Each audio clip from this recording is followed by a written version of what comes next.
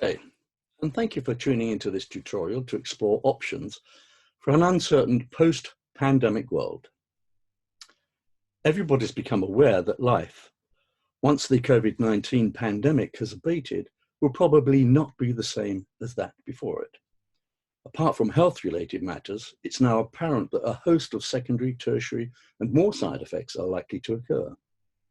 Along with the uncertainty attached to a post-pandemic world, it will also be characterized by its complexity. Anticipating future events, their consequences, and developing the means to address them will be very challenging. My name is Bruce Garvey of Strategy Foresight Limited, and along with Professor Peter Charles of Imperial College London, we're going to show you a method that can help you get, if not a firm grip, then some insight into analysing what options might be available to decision makers and policy developers. Let's call it Advanced Options Analysis, or AOA. In essence, the method will allow you to isolate those solutions which could work from a much larger range of possible, often confusing array of options. Indeed, some of these options may reflect scenario characteristics which you may not have considered at the start of the exercise. Such a process allows the decision analyst to therefore explore workable alternatives not initially considered, for better or worse, and being identified as potential unintended consequences. In this presentation, we're going to run through an example of how we can extract a much smaller number of viable or workable options. In an ideal world, we would have liked to have had the engagement with a much wider range of stakeholders and experts, so as to reduce subjectivity, groupthink, and bias. So for the moment, just think of it as representing the thoughts of two men on the Clapham omnibus, and to show you how the process works. You may be intrigued. Let's first ask the question, what possible scenarios could occur in the UK in a post-pandemic world? In effect, it's a macro socio-economic problem. Now, I'm just going to engage the software which supports the process. This may take a few seconds to bring up on the screen, so please bear with me. Well, first, we need to identify the problem space. A problem space can be seen as a mental representation of a particular problem. It won't include any details of a solution, but will consist of a number of variables and their internal states and conditions, and should illustrate the range and scope of the problem. By starting with a problem space, we can avoid making assumptions about the solutions that eliminate possibilities too early. In our example, as you can see here, we've identified 8 main variables. There are 4 variables from the PEST acronym-based model, and many of you may already be familiar with this. So we have the political UK, and it's UK-centric. We have the economic, we have the social, and if I scroll across, we'll see the rest of them. We have the technology, which completes the PEST, the T part. We've added social priorities as a variable, those preferences that society might be looking to enhance in a post-pandemic world. Individual emotional states.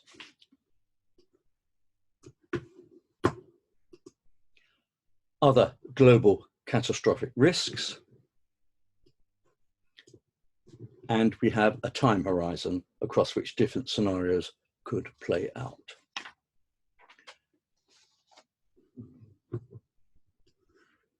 Let's just come back to the beginning again. We then populated each of the main variables with various states or conditions, as we can see here. You can see 6 different states or conditions have been identified for each of the PEST variables. There's been 5 for the social priorities, 4 for the individual emotional states, 12 for the global catastrophic risks, and 5 for the time horizon, the time frames within the time horizon. Now, if you want to spend more time looking at the states that we've selected in more detail, then I suggest you freeze the video and take a closer look.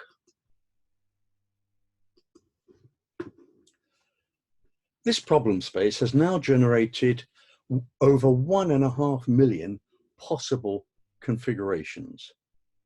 It's achieved by multiplying the number of states in variable 1 by those in variable 2, and so on. This number can become very large and for practical purposes unmanageable. How are we to filter all 1.5 million options? What can we do to identify a more meaningful set of options that do work and that can be explored further? I'm now going to go into the next stage of the process by pressing this button.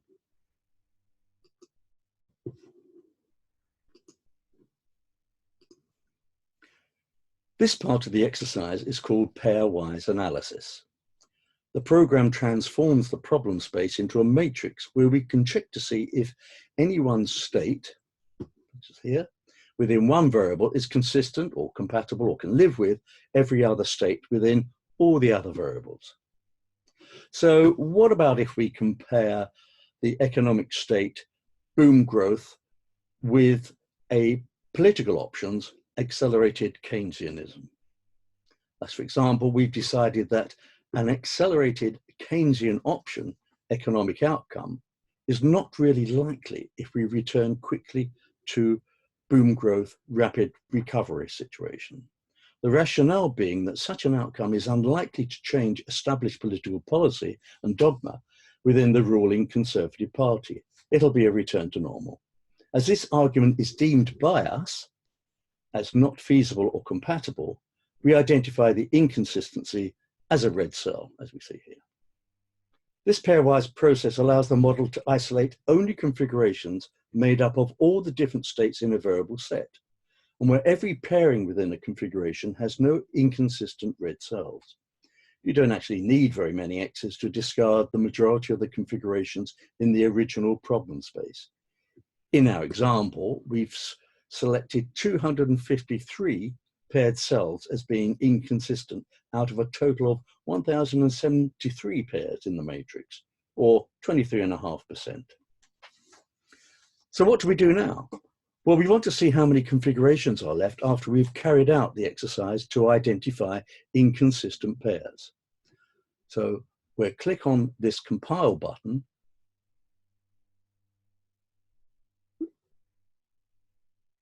which takes us to the solution space matrix.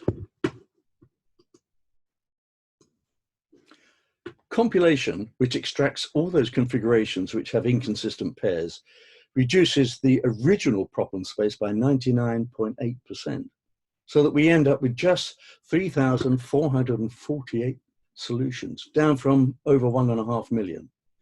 This is now a much more workable set of viable options to work with, and which we can now interrogate. In the solution space, an input is identified as a red cell,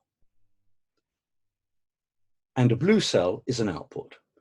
However, remember, any cell can be an input and any cell can be an output. Let's look at some different scenarios. The first scenario selected represents what we can describe as being a profile of variables right at the beginning of the pandemic, when a more or less status quo position was assumed. We call this the anchor scenario, as it represents what was perceived at the time to be a known situation. So we'll select this as the first constraint, UK tribal politics prevail. And we can see that we've taken the total viable solutions just by selecting that state down to 185 options. If we refine the scenario further by selecting an economic condition, so we think that might happen, GDP falls by up to 5%, a recession, we see the number of solutions falls to 56. And continuing with version 3, seek comfort in community spirit. And I'll just scroll across here so we can put all these in. No change from the pre-pandemic as we got in the technology. Health and care services under social priorities will prevail.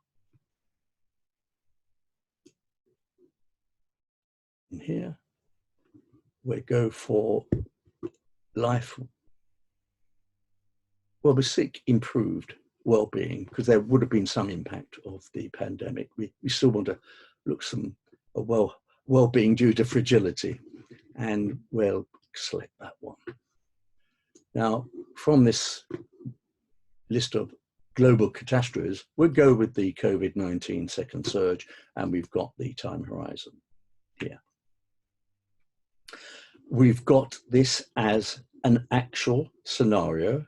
We've identified this particular scenario as a known. Let's try and see if there are any outlier scenarios, by which we mean that subject to the configuration being identified as being a solution, are there any scenarios which are substantially different in character in relation to the anchor one? In other words, an array so different that we might not have considered it, and which may yield an interesting option that we hadn't previously, perhaps intuitively, considered. How can we do this?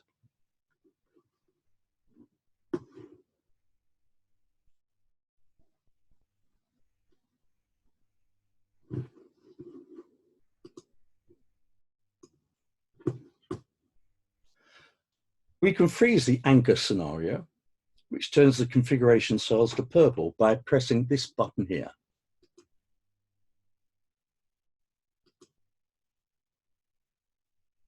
Let's now select a scenario with different inputs, say one where accelerated Keynesian politics prevail. Yes, it does work. Otherwise, it would be shown up as a 0, no solution up here. It is the main driver. And then we can combine it with what we would call a mild depression. Yes, that still works. It's still different from our anchor. However, for input 3, there are no other alternatives. The model tells us we can only go for this selection here. Scroll back again. I can get hold of the mouse. Under the technological variable, we can opt for this one. Yes, that's different again. The variable 5, we can only go with health and care services. So we have to go with the anchor position there. And then with individual emotional states, we'll go with this one. Yes, that works. So we're getting high levels of mental illness. And we could go with COVID-19 mutation. That scenario also works. And we can use that over a 2 to 5 year time horizon. In other words, of the 8 variables, the new scenario configuration is different in 6 out of 8 cells. Now, this offers a majorly different perspective from the known situation, the purple cells.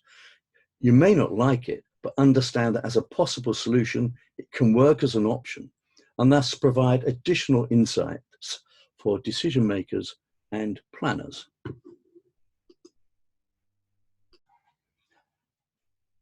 What about an unpleasant scenario, or at least a turn of events we might not be comfortable with? This is where we get to think about the unthinkable. For example, what could be the consequences of severe economic depression, where GDP falls by 20%? What would such a scenario look like? So we'll go for that one there. Now, let's select a move to the radical right, because we've got this in the political options here. Yes, that still works. We've got 128 possibilities. So we go on and select some other conditions which might prevail under those 2 conditions. So we'll probably increase the search for scapegoats as the economy weakens. We're down to 48 options now.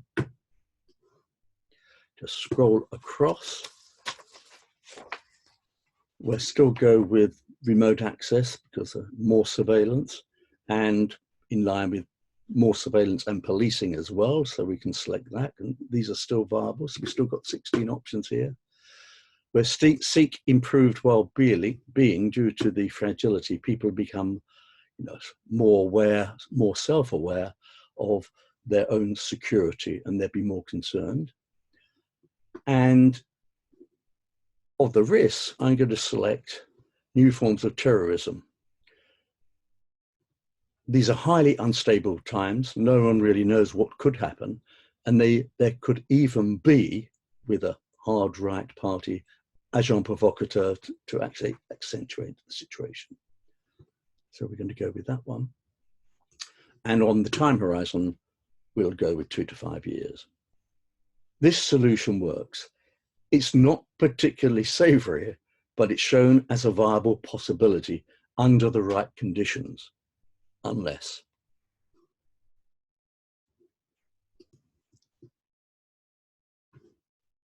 As you can see, what this approach allows us to do is look at a range of possibilities that could occur that we might not have considered initially, and then to develop contingency plans in response to such outcomes. And if they do occur, don't come back and say that we didn't see it coming. This modeling approach increases the foresight capabilities for decision and policymakers under conditions of uncertainty and complexity, and could help save embarrassment in the future if the policy had been generated from an ideological or intuitive standpoint. And no one can deny that such a situation exists at the moment, as we're living through it. So there you are. This is how complex decision and policy making under uncertainty can be enhanced. And hopefully we can identify not only innovative viable alternatives, but flag up unintended consequences, good and bad, not previously identified or proposed.